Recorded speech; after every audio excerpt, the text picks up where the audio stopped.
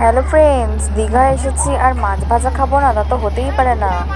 আমরা মাছ ভাজা খাই আর তোমরা সাবস্ক্রাইব করো।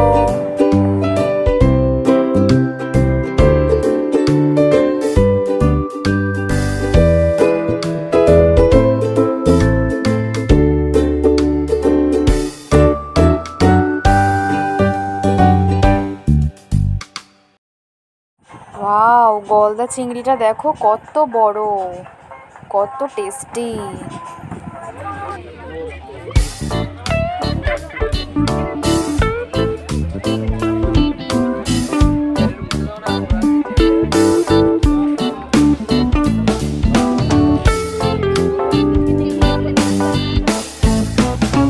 কি খাবে আজকে বলো?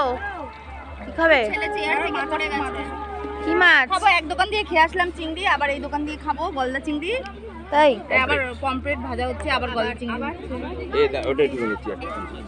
আর একটা দোকানে যে খেয়েছো কেমন লেগেছে? ওখানে